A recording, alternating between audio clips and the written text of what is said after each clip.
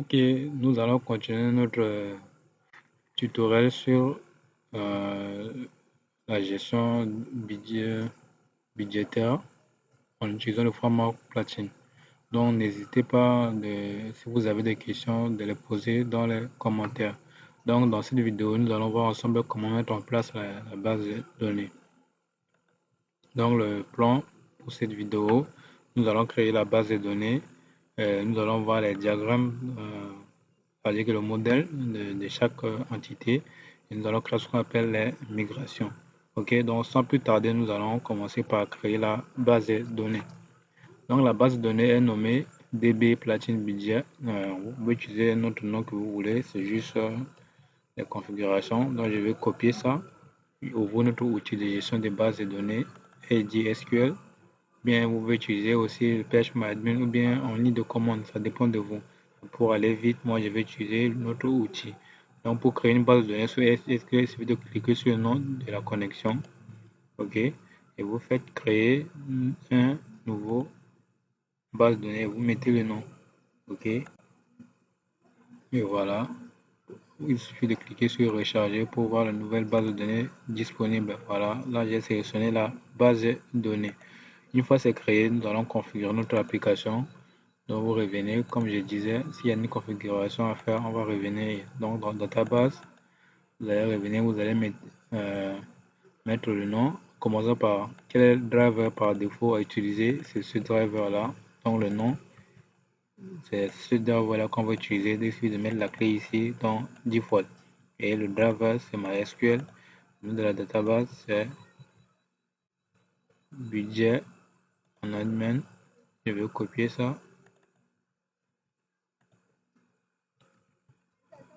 Voilà, le host, c'est en local, 127. Le port, 3307, comme je disais. Le password, c'est vide. Et puis le chemin des migrations, on garde toujours par défaut. OK. Donc voilà la configuration de la base de données. Maintenant, nous allons activer le service provider pour la base de données. OK. Donc dans database, nous allons activer ça. Donc CTRL-SHIFT-I pour importer la classe mon compte. Voilà. C'est importé. Et nous allons tester si tout est nickel. Si la connexion est OK, normalement, il faut avoir une erreur. OK, donc là, c'est bon.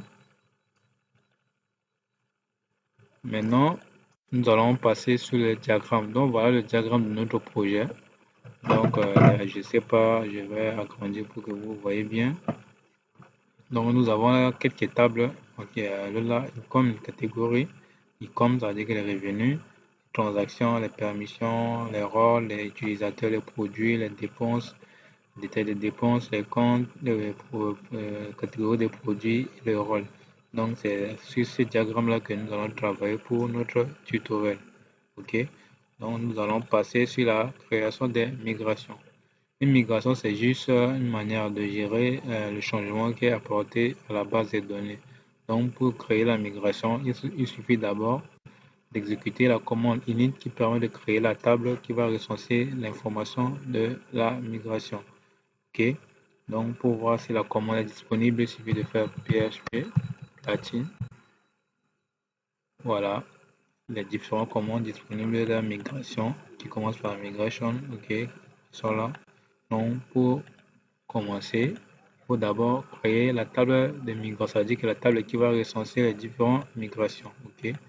Donc là, je vais coller d'abord dans une unité de texte et je fais init. OK. CLS pour effacer l'écran. Je colle et j'enregistre. Voilà, il a dit la table de migration a été créée avec succès. Le nom de la table, vous pouvez le configurer ici. Voilà, cette table-là, ce nom-là qui est utilisé. Donc, pour vérifier, vous venez ici, vous faites recharger et vous déroulez. Voilà, la table a été créée avec succès. Il n'y a que 3 champs, version, description, create ad. Pour l'instant, on n'a rien à faire. OK. Maintenant, pour voir la liste des migrations, OK, si vous faites PHP Platine, voilà, pour afficher le statut des liste des migrations, il suffit de faire migration et statut. Donc, PHP migration, statut, je copie. Voilà, Platine vient déjà avec quelques migrations disponibles, donc ils sont tous là. Donc après, nous allons les charger. Donc pour les migrer, il suffit juste d'utiliser la commande migration migrate. Ok, donc je copie la commande. Je vais d'abord exécuter ça pour vous montrer et je fais migrate. Voilà, il vous demande est-ce que vous êtes sûr de migrer les éléments listés ci-dessous. Oui, bien sûr. Fais yes. Voilà, migration effectuée avec succès. Si je recharge encore, voilà la liste des tables qui sont créées, donc généralement configuration on ne va pas utiliser. Ok, permission on va utiliser, ainsi de suite, token on va utiliser. Ok, donc si je voulais annuler une migration, je vais de faire php platine migration execute et je dis down, c'est-à-dire que je voulais annuler ça, et moins i pour préciser quelle migration je voulais annuler, c'est la configuration, donc je mets la version, ça on n'a pas besoin d'utiliser ça. Voilà, migration down, je recharge après, vous voyez, migration est partie. Ok, donc maintenant nous allons créer les différentes migrations en fonction des modèles ici. Mais notez que pour les tables de permission, rôle, ainsi de suite, la migration est déjà créée. Donc nous allons juste créer des autres migrations. Donc je copie. Voilà, je vais commencer par ça d'abord. On va dire que les catégories de revenus. J'efface l'écran. On crée les fichiers et après on va mettre le contenu. Voilà, il nous demande, on vérifie non la version. Par défaut, il prend la date, l'heure actuelle, le nom de la classe, le nom du fichier et les chemins. C'est-à-dire qu'il va créer ça dans Storage Migration. Ok, c'est-à-dire qu'il va créer ça ici.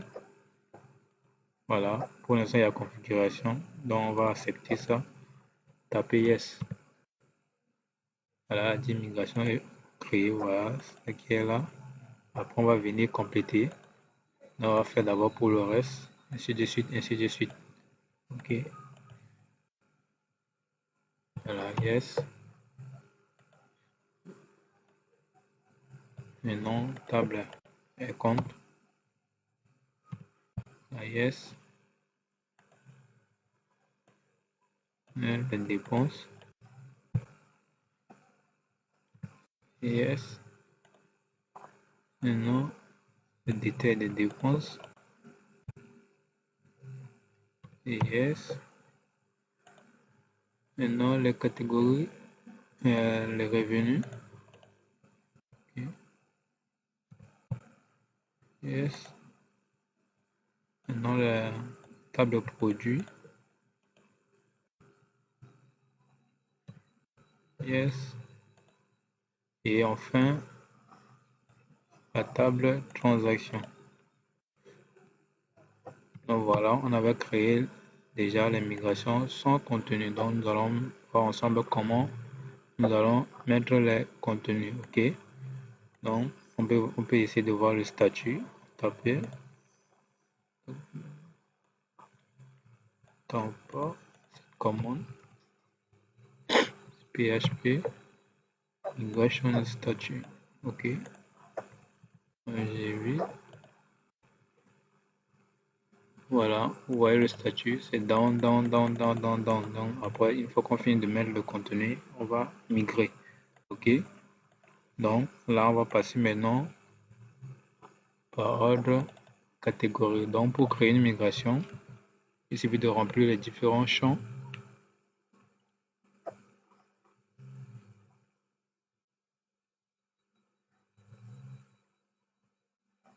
Nous allons commencer par la catégorie des revenus. Ok. Donc, on va dire que nous avons deux méthodes ici. Le up, ça veut dire que quand on voulait exécuter la migration, le down, c'est quand on voulait annuler. Ok. Donc dans up, ça veut dire que normalement on va mettre pour créer la table, donc créer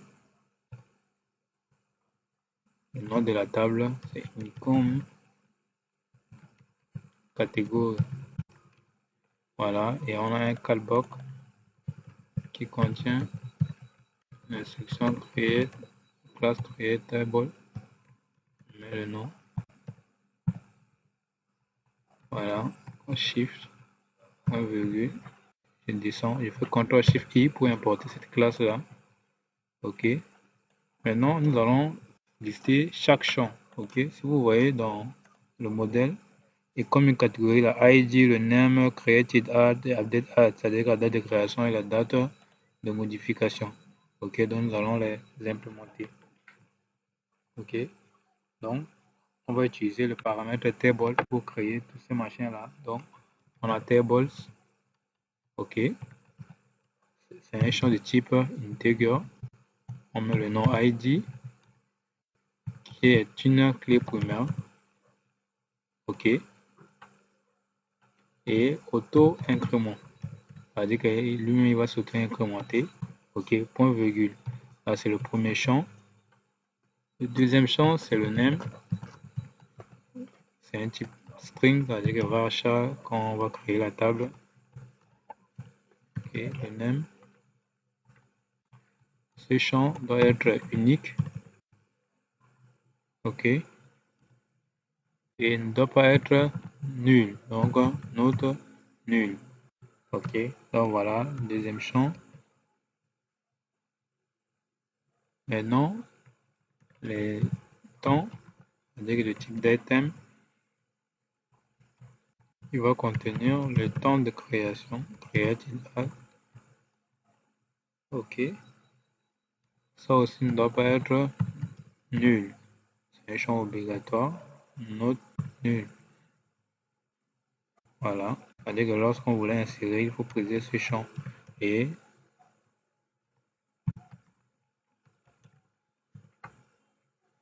le champ pour la mise à jour, datetime toujours, avec le type date. Voilà, update at. Ce champ, lui, par contre, il peut être nul parce que quand on crée,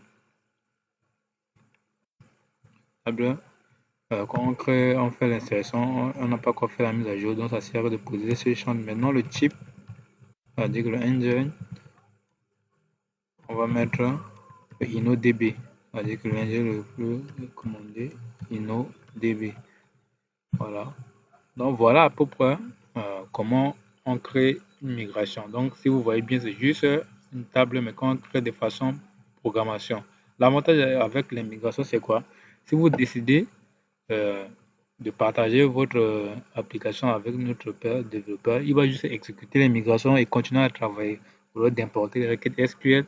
L'autre avantage aussi, si vous changez de la base de données, vous n'avez pas besoin de changer les requêtes SQL avant d'importer ça. Il suffit juste d'exécuter la migration et le système va prendre en compte automatiquement quel RGPD et qu'il va utiliser pour créer la table. Maintenant que c'est passé, si on a eu la migration, quand on a une migration, il suffit juste de faire comment?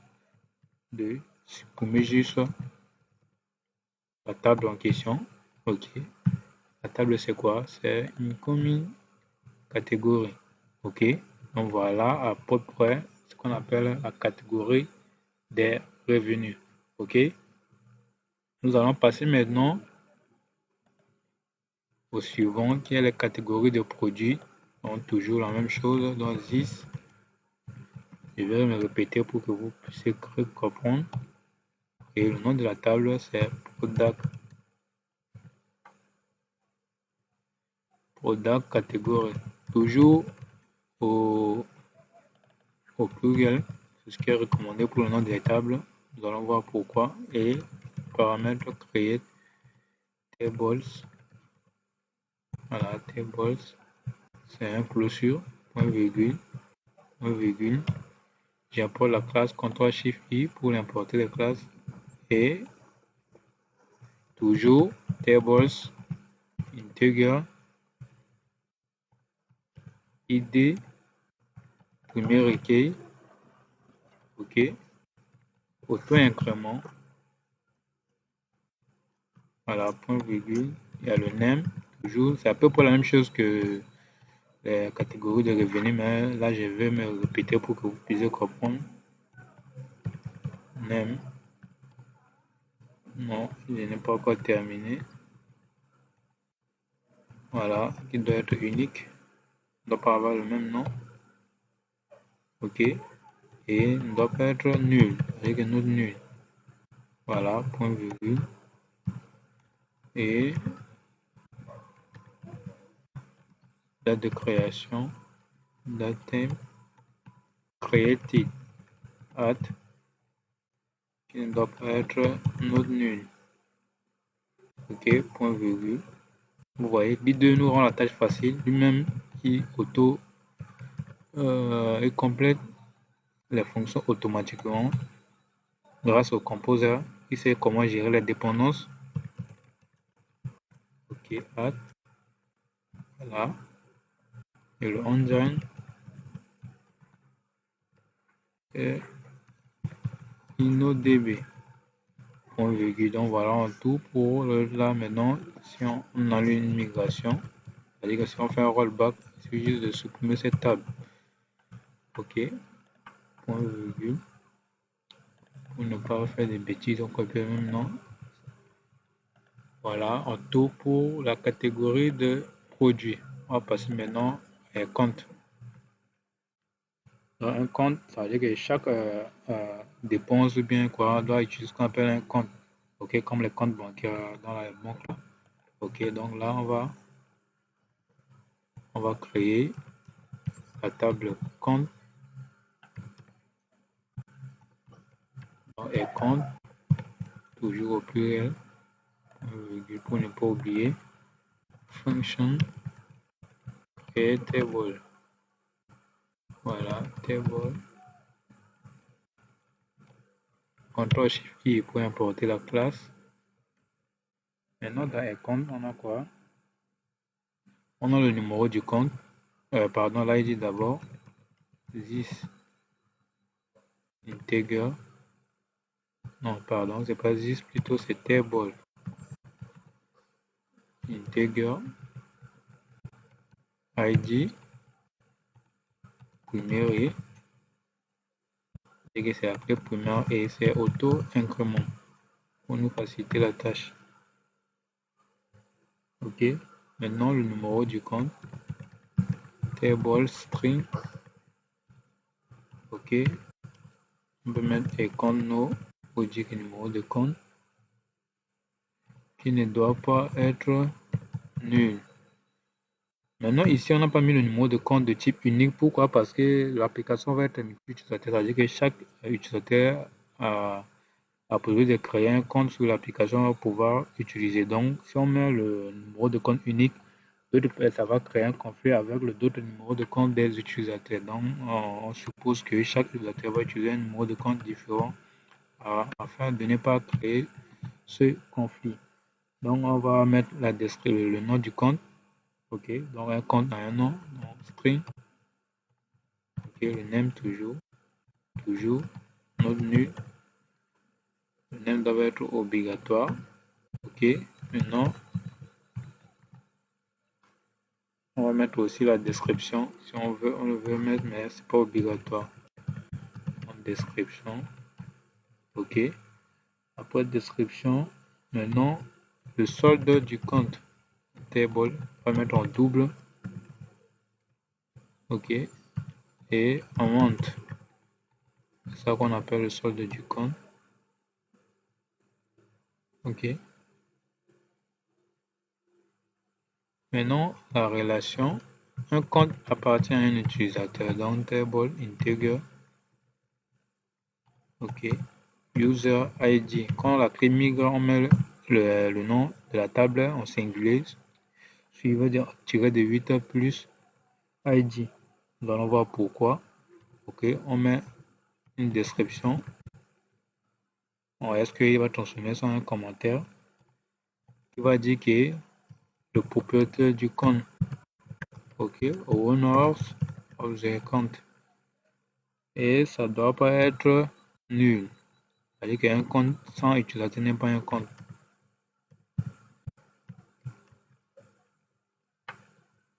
Voilà, ici il y a une erreur. Voilà, parce que j'ai mis point virgule ici. OK.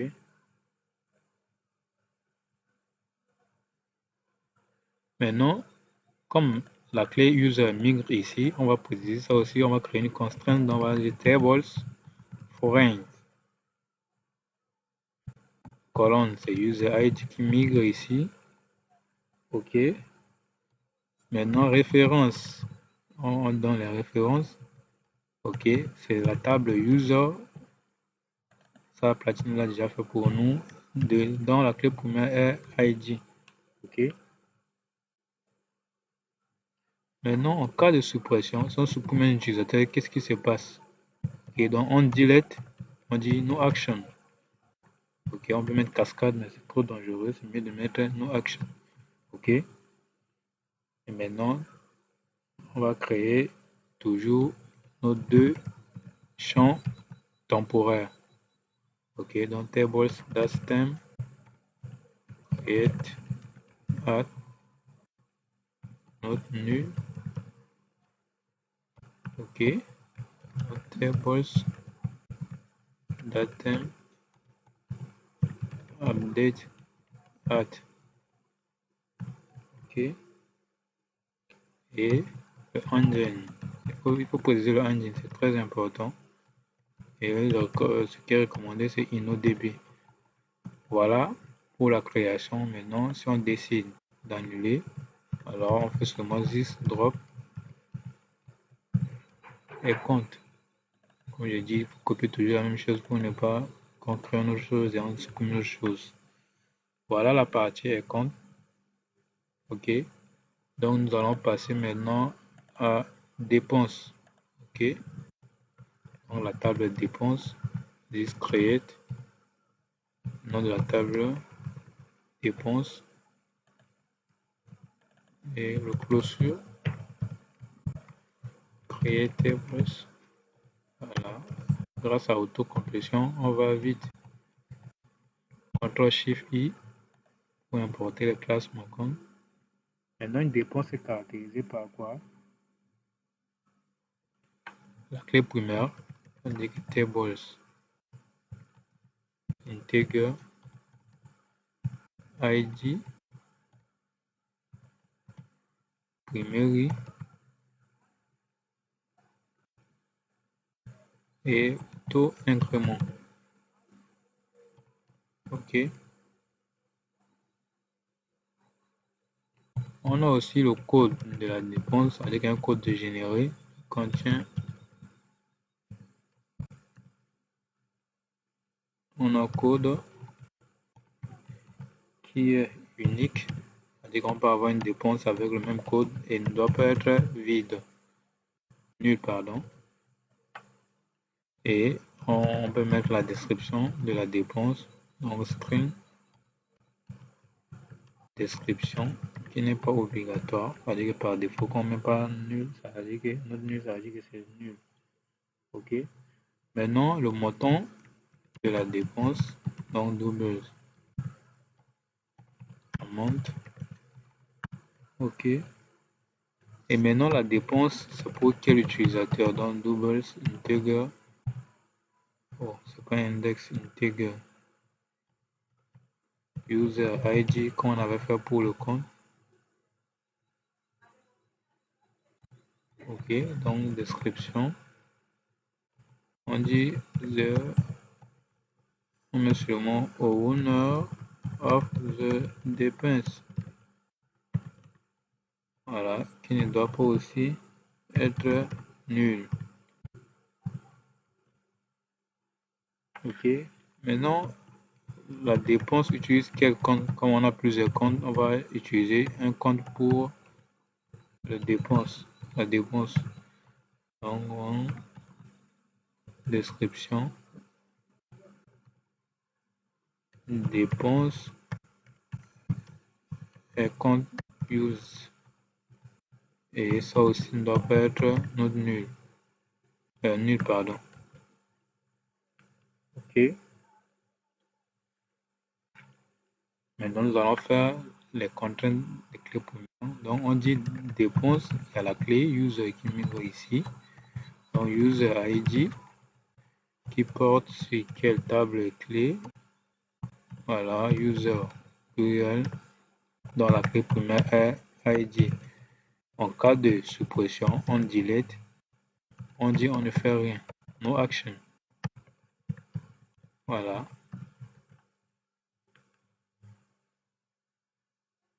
Pareil pour account ID, dépenses, foreign, account ID. Maintenant la référence is account ID, c'est-à-dire que la clé qui se trouve dans ID. Ok, on delete, no action. Voilà, point virgule. Et la date, cette fois-ci c'est seulement le champ date qui va être utilisé. Date time, c'est-à-dire que quand on avait fait les dépenses, là on met sur ma date qui ne doit pas être vide. Nul, pardon. À chaque fois je dis vide, c'est différent de nul. Voilà. Et on gagne toujours InnoDB. Voilà. Maintenant, quand on annule la migration, c'est juste la suppression de cette table. On drop.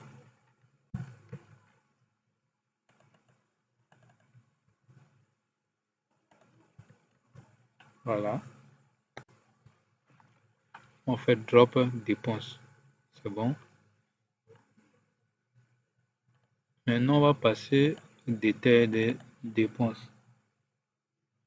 Ok, donc je vais me répéter pour que vous compreniez. On create dans la table dépenses détail. Ok. Et toujours function create table. Voilà. CTRL SHIFT I pour importer. Maintenant, toujours les ID sont présents. Donc, on a integer ID qui est le sacré primaire. Il doit être auto-incrément. OK. On a le nom du produit. OK, donc string. Voilà, on met seulement product.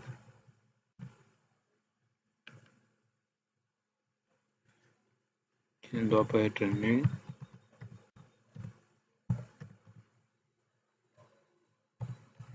Voilà. On a une description.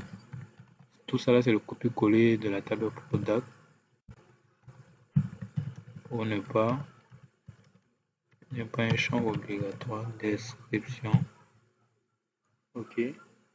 On a le montant. On va dire que le montant pour ce produit, donc on met toujours un double amount. OK. On a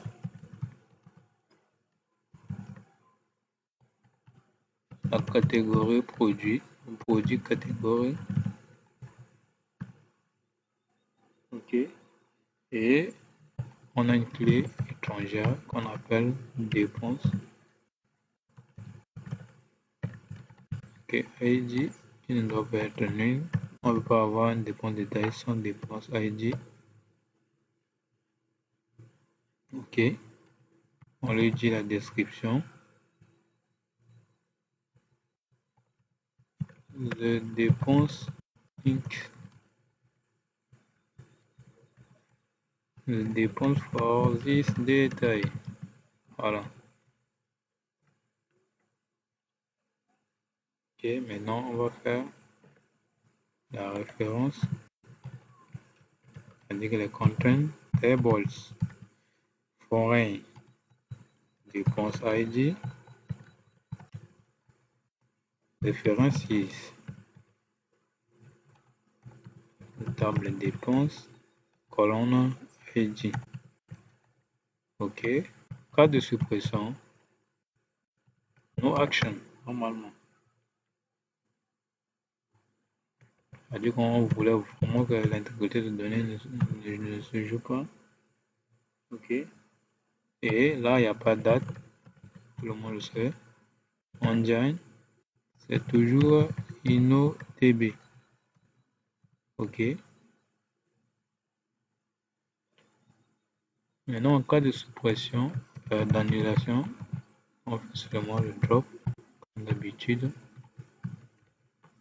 de cette table. OK. Donc voilà tout la migration pour dépenses déterminant table revenu.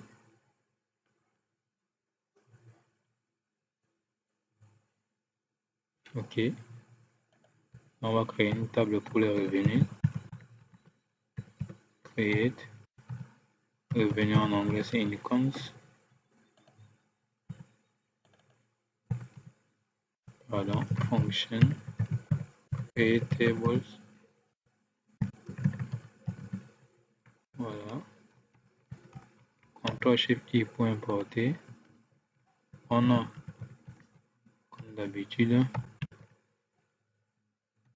pas 10, désolé. Vous voyez, grâce à l'auto-incrément, je sais qu'il y a un problème. Donc, rapidement, je corrige. Donc, intègre ID, toujours premier key. OK.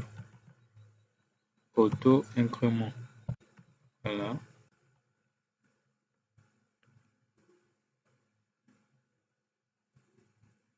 Deuxième chose, c'est le code.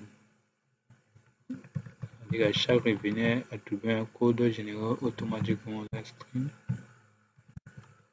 Code qui ne doit pas être dupliqué. Unique. OK. Et il ne doit pas être nul.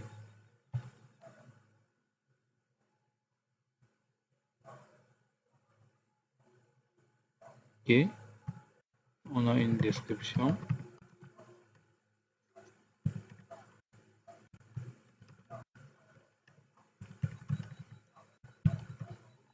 Voilà. On a le montant pour ce revenu amount. OK. On a quel utilisateur qui a utilisé ce revenu dans intègre.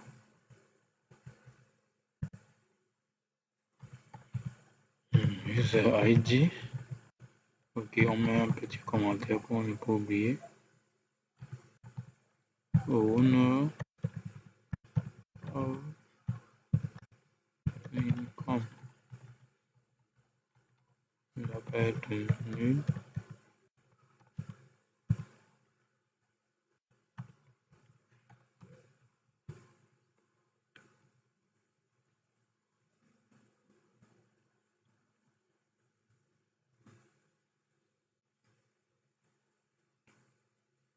On a aussi quel compte utiliser pour faire ajouter ce dépôt. OK, donc compte c'est intègre.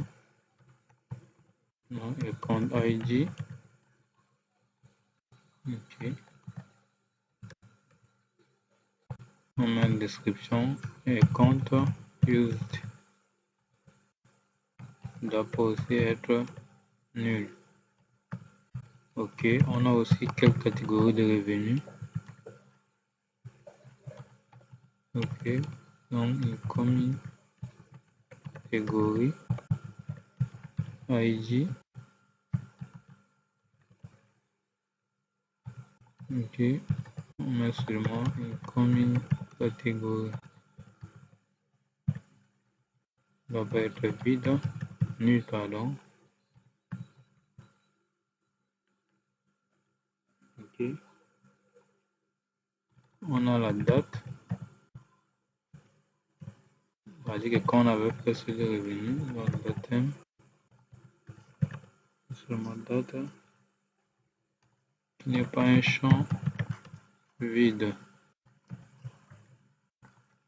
On va mettre la référence range auquel column user ID references users ID. Qu'est-ce qui se passe si on le supprime? Rien. Action.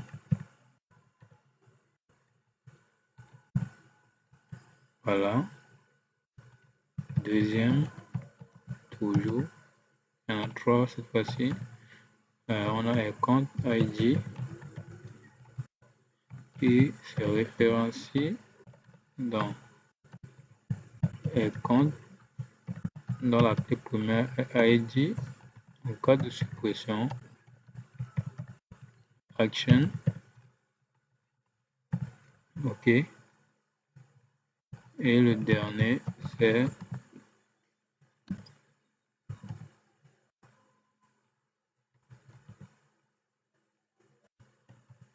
comme catégorie ID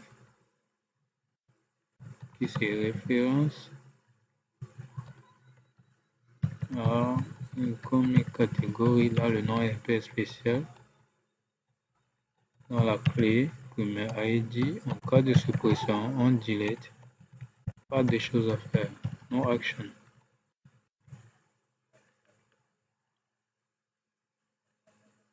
OK. Et le engine, c'est InnoDB. Voilà, c'est un peu long pour cette table. Non, quand on annule la migration ou un rollback, on supprime seulement la table. Ça veut dire que si on a fait une erreur ou bien on ne voulait pas, on le supprime seulement. Voilà. C'est bon pour le revenu. On passe maintenant à product. Ça veut dire que l'avant-dernier. Donc, this create product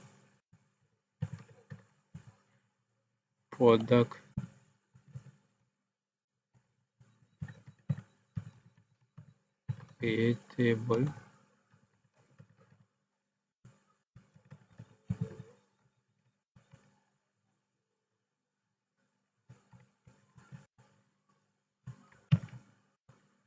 Voilà. Table produit contient l'ID qui est une clé primaire.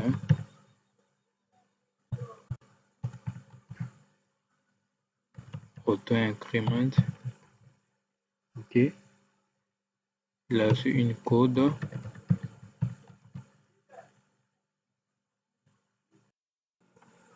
On a reçu une code.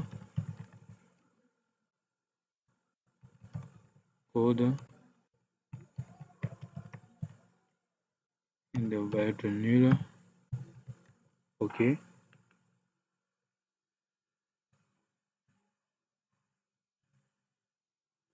On a aussi une description. Si ça existe.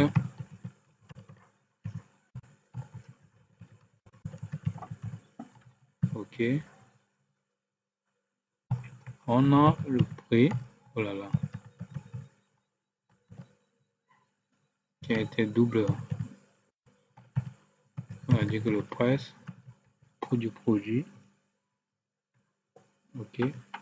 Maintenant, le produit appartient à qui? Integer user ID. On a une petite description là. Owner of product. Il ne doit pas être nul. OK. On a la catégorie du produit et toujours une clé étrangère. Donc, product catégorie ID bien sûr. Description. Category of the product. Il ne doit pas être nul. OK. Maintenant, les champs temporels. Datem. Create. Add. Not nul.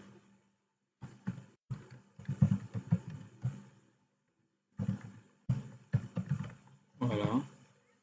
Toujours update as, c'est-à-dire quand on a modifié la dernière fois ce produit, là, ça peut être nul.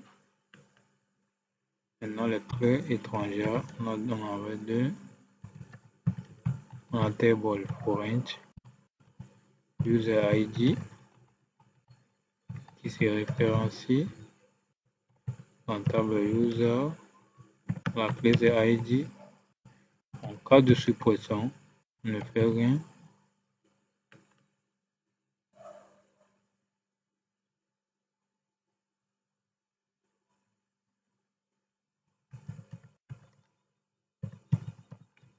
OK. Maintenant, le deuxième, c'est la catégorie produit. En foreign,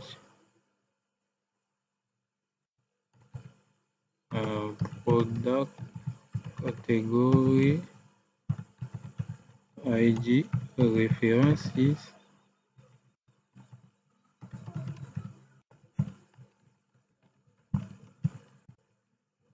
Catégorie. Attention, j'ai mal écrit le nom. Voilà. En cas de suppression, on delete no action. OK.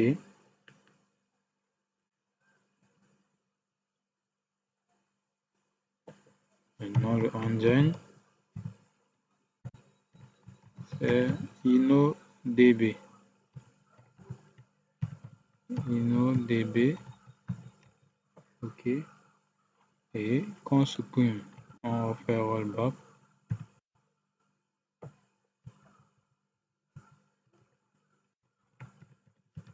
C'est juste supprimer en majuscule.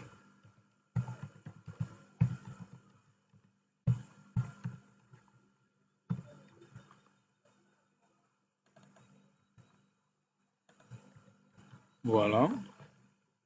Maintenant, la dernière table, c'est la transaction. Donc, chaque opération est insérée dans la table transaction. OK, donc transactions, function, create tables. Sors vite là. Voilà.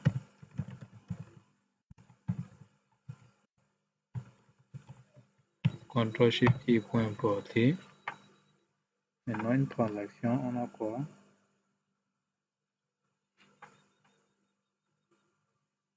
On a toujours le ID qui est une clé primaire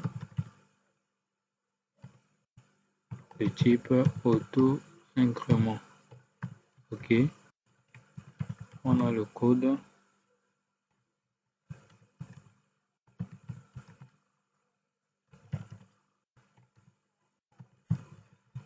qui doit être unique et pas nul. On a la description qui est optionnelle. On a le montant pour cette transaction.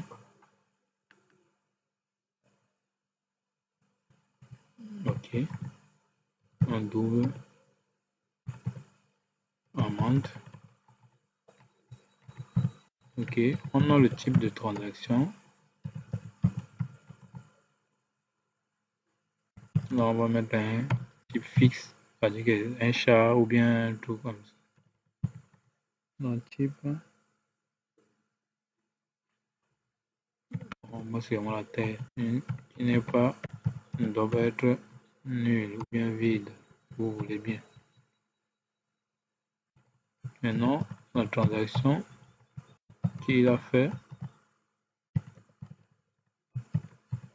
user ID, note nulle, description,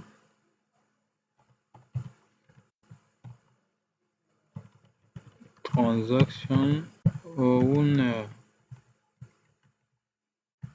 OK. Maintenant, quel compte utiliser pour cette transaction?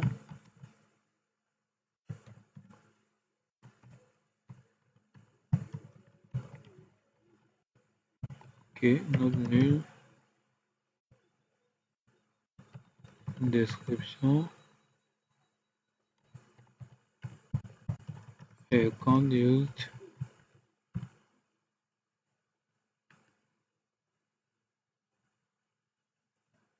OK.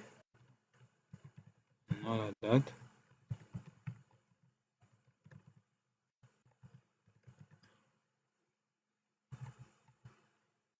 Il ne doit pas être vide. Et les clés primaires. Voilà, vous voyez qu'on appelle le nom de la variable n'est pas bonne, aucune suggestion. Non-tables, foreign. Quel foreign? On commence par user ID, qui est toujours référencé par user au pluriel et le nom de sa clé primaire. En cas de suppression, on ne fait rien, no action. OK. Et le dernier, c'est tables et compte.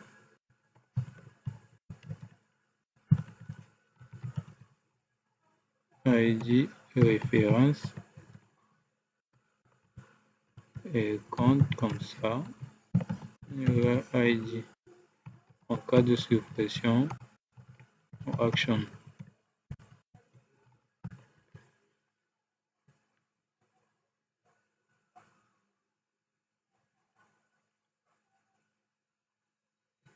Maintenant, en cas de rollback, on supprime this drop